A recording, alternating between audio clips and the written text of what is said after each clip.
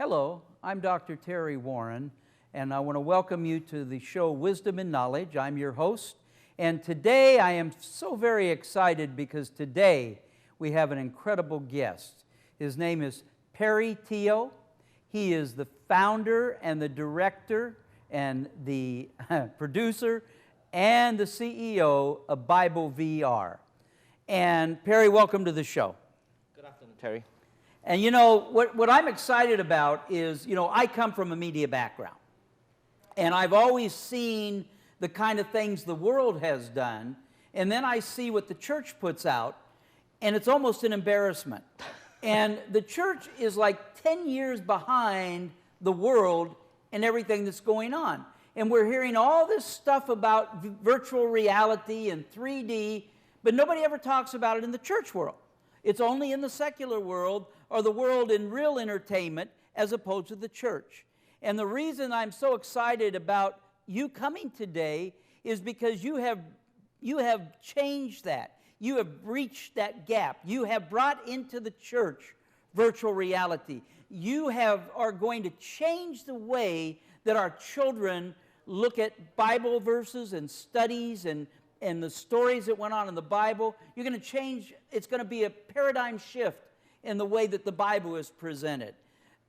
First of all, behind every person there's a story, okay? And I know from talking to you that you did not come out of the church and go, oh, here I am. You actually come out of the world, but you're a very well-known and very famous movie producer, but in a world that most Christians would not know about.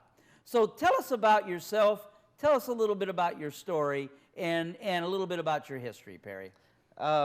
If you really want to go back to where I was actually born, I was actually born in Singapore. I was educated in Australia, hence you'll find my mixed accent. I was named after a pastor, so I was always brought up in a Christian environment.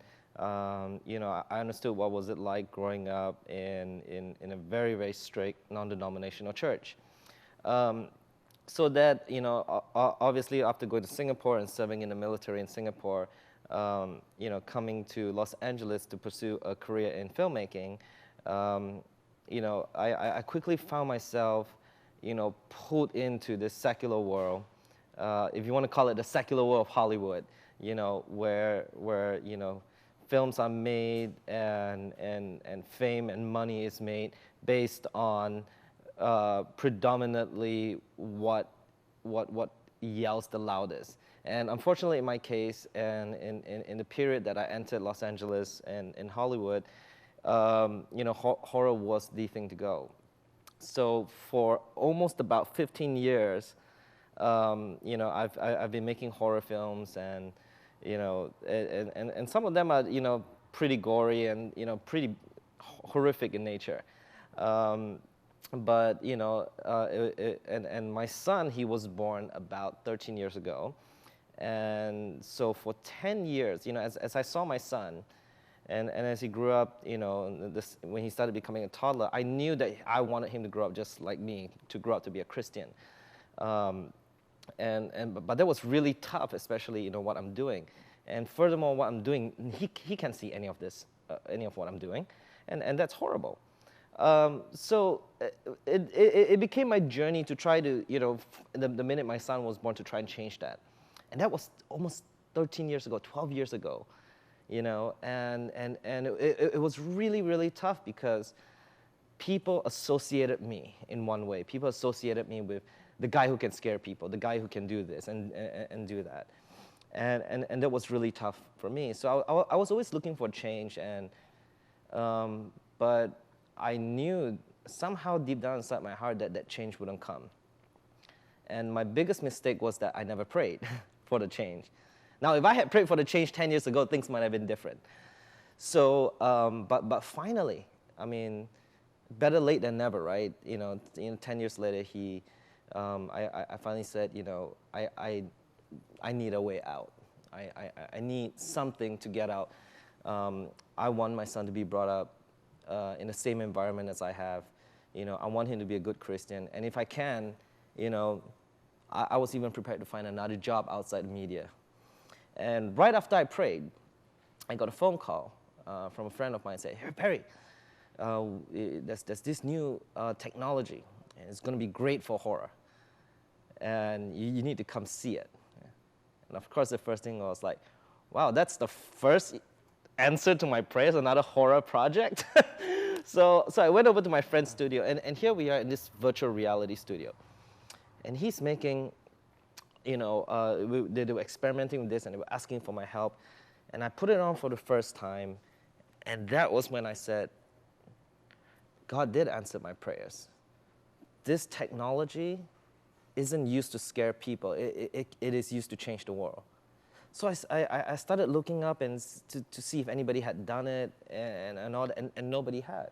So that was about a year ago, and that quickly became my journey to create something that I felt was I was inspired to do, not only to for my son's upbringing, but for the children around the world.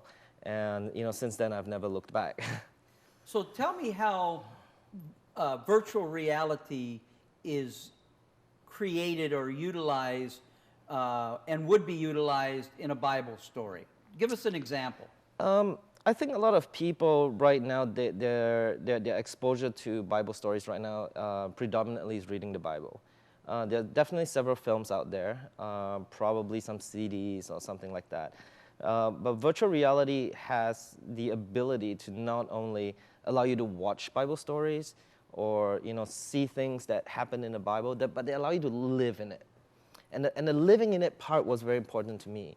What was it like to live back in those times? What was it like to be a part of the experience? I didn't want the kids to just watch Jesus speak a sermon or just watch him have go through his trials and tribulations. I wanted them to be with him. And that is, to me, such a powerful tool, because it not only creates a relationship with that story, a personal relationship with the story, but kids today begin to form their own relationship with Jesus, with God, and with the Bible and the kingdom.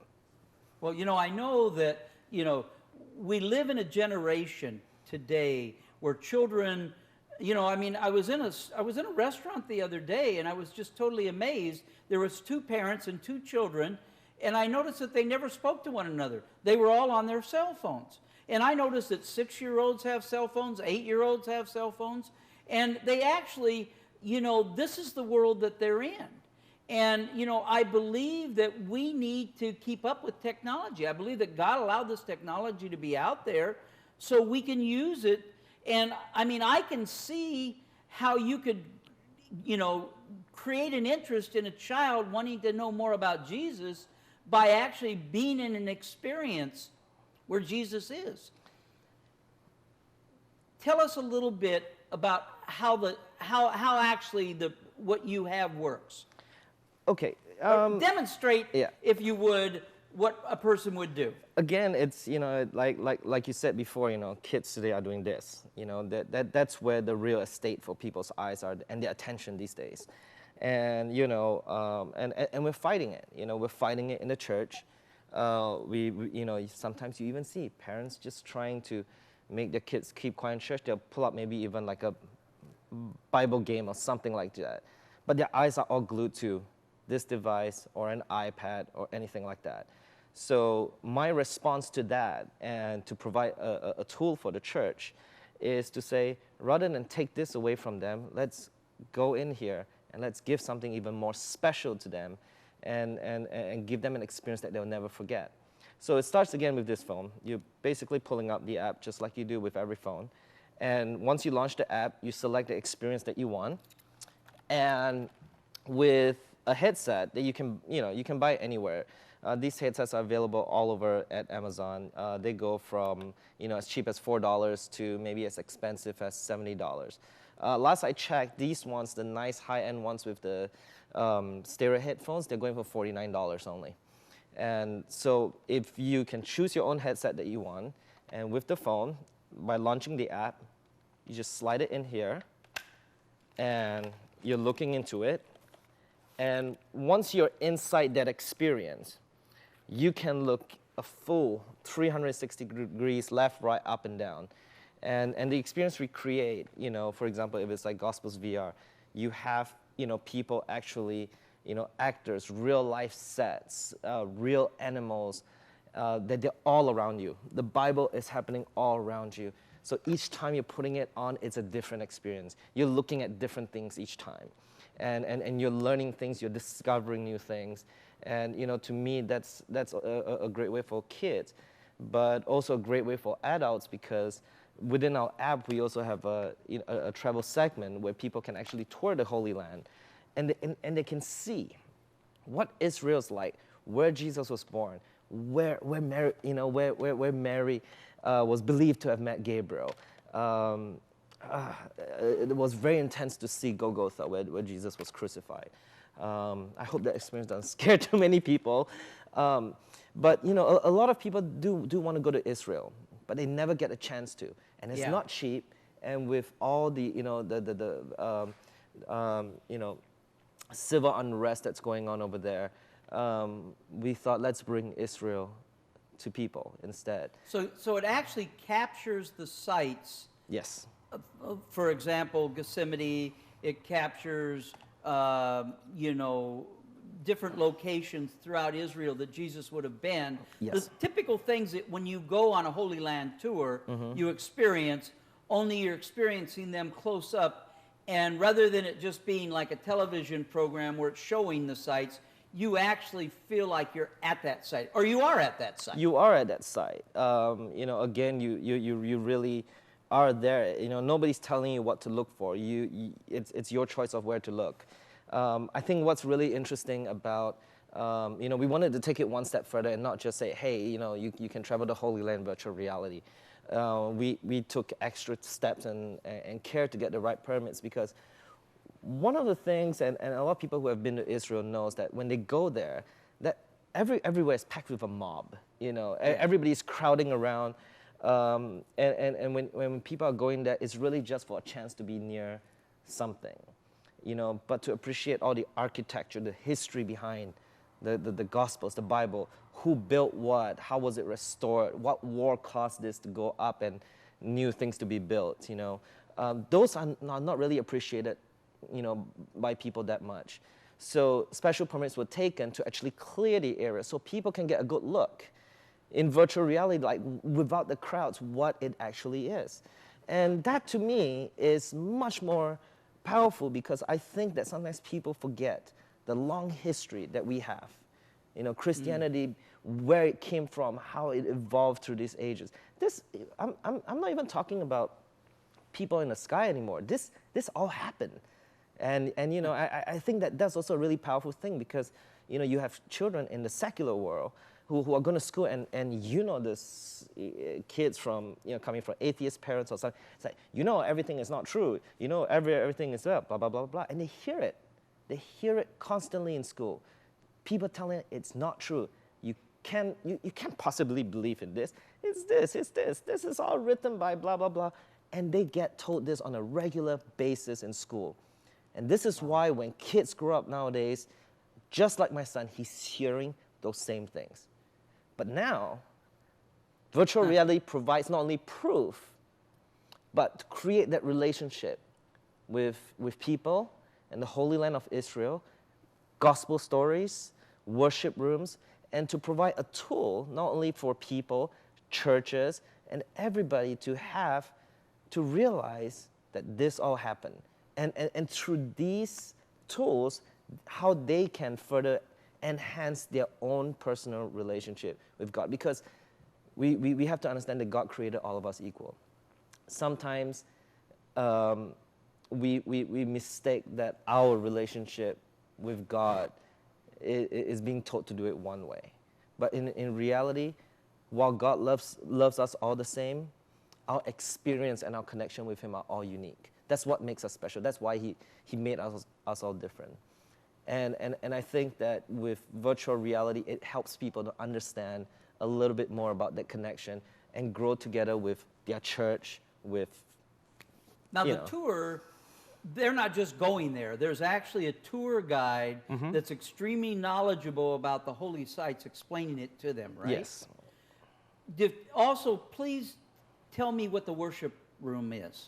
The worship room is also it's partly also an extension of the both travels and make-believe rooms.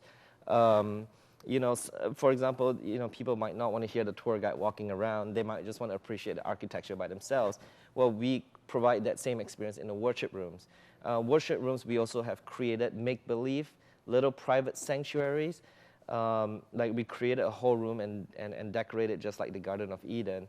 And it is a very, very peaceful place that sometimes with all the stress in the world, with all the noise, maybe just sometimes you just want to sit down, relax, and just travel into a quiet place, you know. And this quiet place, you know, if you put on headphones, we have binaural beats to help calm your breathing, you know, and just get a little bit more stress-free. It's almost like a guided meditation kind of thing. Wow. Because, you know, you know, I truly do believe that, you know, our most powerful prayer with God, even when we're asking Him for something, it's not about, you know, asking God, why didn't you do this for me, and demanding something from Him, but it comes from a peaceful, sincere, and a place of pure love. And I created these worship rooms to help people get into that place, so that when they are talking in their prayers to God, they're not coming from a very angry place. They're coming from a very peaceful place. So you really have something for everyone. Yes. You have those that just want to learn about the Holy Land and learn about the places where Jesus was born and where He was, you know, the you know, baptism, the resurrection, but also for the children, they are actually living the experience that in the stories, and I understand that you have produced already about 30-something stories. 7 are actually ready, edited, finished. Yeah. You know, and I know there's a lot of time involved with the production and the editing, and you actually physically went to the sites and filmed the things. But like, for example, what impressed me is you were talking about the parting of the Red Sea. We all have heard the parting of the Red Sea. We all, you know, most people have seen the movie The Ten Commandments. But what you've done is you've created a situation where when they're walking through, they see the water on both sides.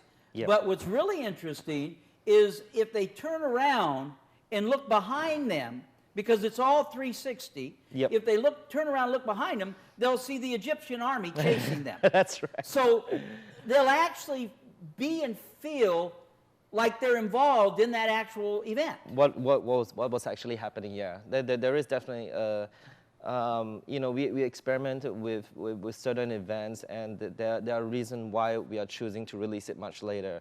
You know, things like the Egyptian army coming down, even like Christ's crucifixion.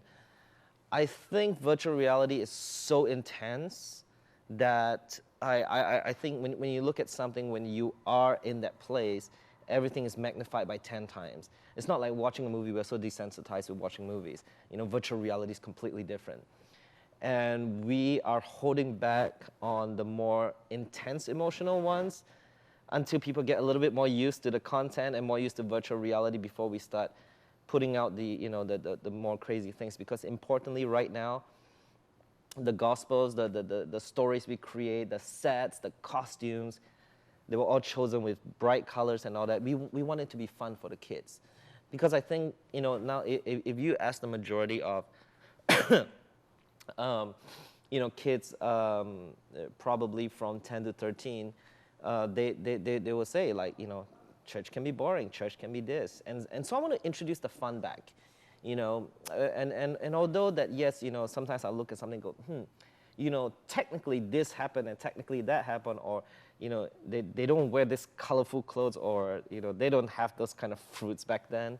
I decided to take a little bit of dramatic license, as I call it, because to me the most important thing is to introduce that fun back to the kids. So when they're thinking about, you know, being a Christian or a Catholic, they're not just thinking of it as this quiet place where you have to be quiet, where there are all these strict rules. But like a family, there are strict rules, but there is fun too, you know? So that's what makes a strong family. And so I want to bring that fun back. If people want the real thing, if people want the historically correct and all that, that's the Holy Land tour. You know, we got that all down to a T. but Gospels VR is meant to introduce the fun back, into the Word again for the kids and discover, that God is not just a straight God. He can be really fun too. It's a beautiful, beautiful book, and we should learn to appreciate it. I can see where this could revolutionize the way that Sunday school is being taught. Mm-hmm. Absolutely. And I can see, because the kids can watch these things at home as well. Correct. And so it really brings Christianity and the stories of the Bible into the 21st century. If the church, whether it's a Sunday school church or a regular church meeting, were to use virtual reality as a teaching tool, then yes, it is. It is so accessible right now to just bring it back home with you. There's so many tools that you see in Sunday school and all that. Once it's taught there, it stays there. But but this can come back right at home with you. This allows kids to even further explore what they learn on Sunday at their own time, at their own pace. And again, without somebody, telling them or teaching them stuff, it's their own world. It's their own world we create. Now, you've also created a amazing thing for pastors and youth pastors. Yes. And I love what you've done because, pastors are always putting out. But what you've done is you've blessed the pastors because the way this is working is it's a monthly fee for the application, for the app. $7.99 for the introductory price right now. $7.99 introductory to the end of the year. Yep. That's an amazing price, especially with all the programs that you're going to have on there and all the things they can do.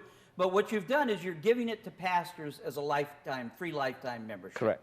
And in addition to that, you're doing something else. Yeah, I'm also introducing a Give It Back program, where all the proceeds from when a person registers on our app, they can not only put down their usual name, password, emails, and all that, but they also put down the church they belong to, because we believe in giving back to the church. So if a person says belong to the First Methodist Church and all that, in our records we will know that there is this user from this church, and we will actually make a small contribution back to the church.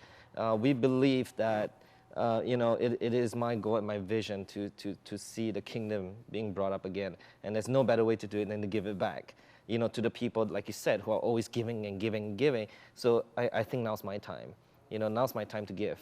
And so by creating this, I am able to hopefully be able to give something to the church and really let it prosper as part of the kingdom. Exactly. Well, when they go to your site, by the way, your site is, and if they'll put it up there, your site is www.virtual-.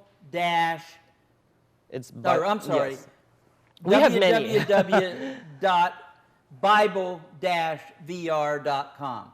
www.bible-vr.com. They'll go on there and they can learn more about what you have. But also there will be a special pastor section. I know you were getting that done even as we speak. And the pastor will go in there, recognize himself as a pastor. He'll get a free download for life, and you'll give him kind of a number or whatever to be able to do that. And then you'll assign to his church a key word that they can use to download that. I believe that we're going to do the same thing with the Cross TV. If you watch the Cross and you order this, a small percentage of your monthly membership or your monthly download fee will go back to the Cross TV. That's one of the things that we want to do. We're really, this is a great opportunity to help ministries. It's a great, it's a win-win situation all around, okay? It changes the way that we look at the Bible. It changes the way young people will look at the Bible. And it's interesting because I can see this as a very, very powerful evangelistic tool, And, one thing I've seen is the youth in our country today are on fire. They're on fire for God, and they're going out and they're witnessing and they're talking to other kids. Something like this, and just, briefly, what is in the future for Bible VR? What's the future hold? What are you going to do next? Well, I think the most important thing is to always stay consistent to the vision. And the vision, first of all, is to provide a tool not only to the church, but like you said, to young people to spread the word, to create a very non-intrusive evangelistic tool for the secular world. You know, especially coming from that, I can see how certain techniques can be very intrusive and tend to scare off people and make us the forefront of a lot of jokes. So with that said, the vision right now is to spread the word and use that as a tool.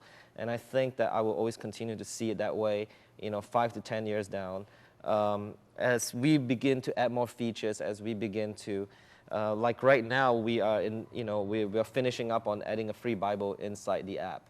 So since the app is free to download initially, they can just download the app and they don't have to sign up for the subscription. They can already use the Bible. They can already see some of the things that's going on.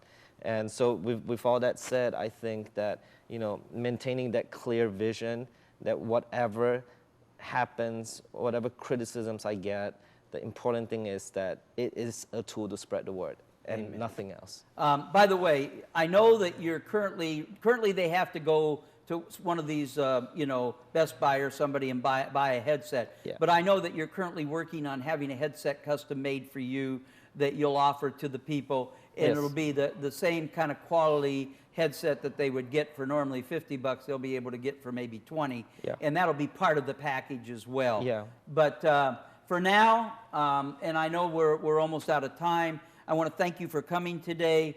I am so amazed at what you've created. I'm so excited that we're moving things into the 21st century for the church.